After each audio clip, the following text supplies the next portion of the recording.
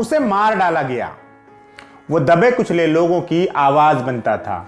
वो राजनीति से नाक सिकोड़ने वाले लोगों को जगाने का काम करता था। वो नाटकों के माध्यम से समाज को विरोध का ककहरा सिखाने की प्रथा का शिल्पकार बना। वो जिसने मुखालफत के लोकतांत्रिक लेकिन असरदार तरीके से लोगों को वाकिफ कराया। वो जिसे मार डाला गया। वो जिसका नाम सफदर हाशमी था। नमस्कार, मैं हूं मुबारक और आप देख रहे हैं द लल्लन टॉप। 12 अप्रैल 1954 को पैदा हुए नाटककार, एक्टर, डायरेक्टर, गीतकार सफदर हाशमी का 2 जनवरी 1989 को एक प्ले करते वक्त कत्ल कर दिया गया था। भारत के थिएटर इतिहास में जिस शख्स का रुतबा ध्रुव तारे जैसा है, उन सफदर हाशमी की उम्र अपनी मौत के वक्त महज 34 साल थी। सन 1989 साल का पहला दिन गाजियाबाद में जननाट्य मंच सीपीआईएम के उम्मीदवार रामानंद झा के समर्थन में नुक्कड़ नाटक कर रहा था। नाम था हल्ला बोल। सुबह के 11 बज रहे थे। गाजियाबाद के झंडापुर में अंबेडकर पार्क के नजदीक सड़क पर नाटक का मंचन हो रहा था। तभी एंट्री होती है मुकेश शर्मा की। मुकेश शर्मा कांग्रेस पार्टी से उम्मीदवार था। उसने सफदर से प्ले रोककर रास्ता देने को कहा। सफदर ने बोला, या तो कुछ देर रुक जाए या फिर किसी और रास्ते से निकल जाए। गुंडों की गुंडई जाग गई। उन्होंने नाटक मंडली पर रॉड और अन्य हथियारों से हमला कर दिया। राम बहादुर नाम के एक मजदूर की वहीं पर मौत हो गई। सफदर को गंभीर चोटें आई। उन्हें C2 ऑफिस ले जाया गया। शर्मा और उसके गुंडे वहां भी घुस आए और दोबारा उन्हें मारा। दूसरे दिन सुबह तकरीबन 10 बजे सफदर हाशमी ने अंतिम सांस ली। दिल्ली के हनीफ और कमर हाशमी की औलाद सफदर हाशमी अपने स्कूली दिनों में ही मार्क्सवाद की तरफ आकर्षित हो गए थे। दिल्ली यूनिवर्सिटी से इंग्लिश में मास्टर्स करते वक्त सफदर को SFI के साथ काम करने का मौका मिला, जहां वो प्ले लिखने से लेकर उनके मंचन तक की गतिविधियों में हिस्सा लेने लगे।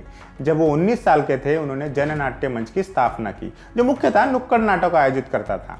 जन्म के माध्यम से उन्होंने नुक्कड़ नाटकों को जन विरोध का एक प्रभावी हथियार बनाया। कुर्सी कुर्सी कुर्सी उनके शुरुआती कुछ नाटकों में से था, जिसने उन्हें शोहरत और बदनामी दोनों दिलाई।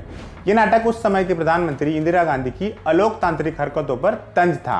1976 के आते आते उन्होंने CPI की सदस्यता ले ली। आपातकाल के कहर बरपा दौर में, जब नुक्कड़ नाटक जैसी चीज का नाम लेना भी घातक था, उन्होंने अलग अलग यूनिवर्सिटीज में लेक्चरर के तौर पर काम किया।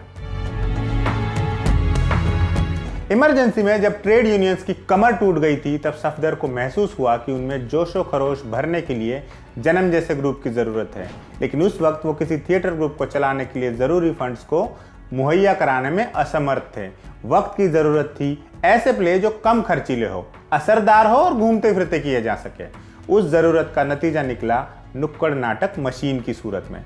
महज 6 एक्टर और सिर्फ 13 मिनट की स्टोरी। नाटक की प्रेरणा एक केमिकल फैक्ट्री के मजदूरों पर गार्ड्स द्वारा किया गया क्रूर हमला था।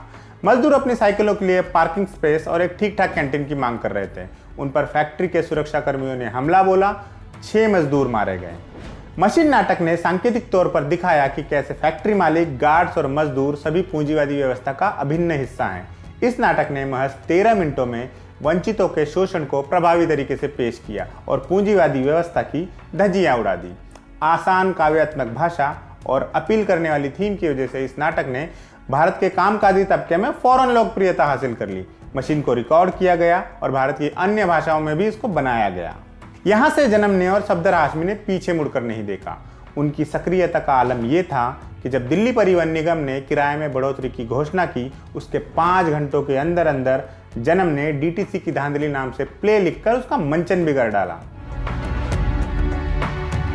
अपनी तमाम राजनीतिक सक्रियता के बावजूद सफदर की असली पहचान एक थिएटर आर्टिस्ट के तौर पर ही रही। उन्होंने नाटक लिखे, बच्चों के लिए गीत लिखे, प्रगतिशील मुद्दों के लिए पोस्टर्स बनाए, फिल्म फेस्टिवल्स आयोजित किए, लेख लिखे, मजदूर संगठनों की हड़तालों को समर्थन भी दिया।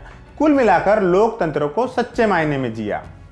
जब उनकी अंतिम यात्रा निकाली गई, दिल्ली की सड़कों पर मौजूद जनता उसमें शामिल हो गई। आज़ादी के बाद के भारत में ये एक ऐसी दुर्लभ शव यात्रा थी जिसमें बिना किसी पूर्व सूचना के इतने ज्यादा लोगों ने हिस्सा लिया था। सफदर हाशमी नाम के एक सच्चे रंगकर्मी को जनता द्वारा दी गई एक सच्ची श्रद्धांजलि थी। उनकी मौत के तीसरे ही दिन उनकी पत्नी मलयश्री हाशमी अपने साथियों के साथ गाजियाबाद में उसी जगह पहुंची जहां उनको कत्ल किया गया था। वो नाटक जिसके मंचन में गुंडों की दखलंदाजी से रुकावट आई थी, उन्होंने पूरा किया। सफदर हाशमी की मां कमर हाशमी ने अपनी किताब में एक जगह लिखा है कि कॉमरेड सफदर, हम आपका मातम नहीं करते, हम आपकी याद का जश्न मनाते हैं।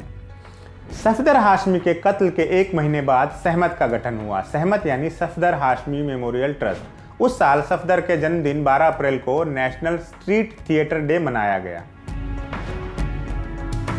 सफदर के हत्यारों को सजा दिलवाने में 14 साल लग गए।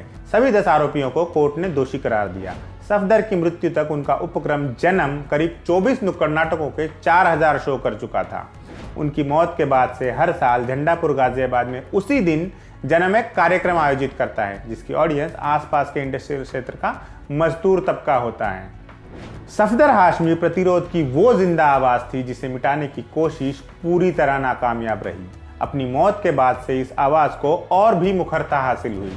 शोषितों वंचितों के हक हुकूक की जहां जहां बात चलेगी, सफदर हाशमी का नाम वहां वहां पूरी धमक के साथ मौजूद मिलेगा।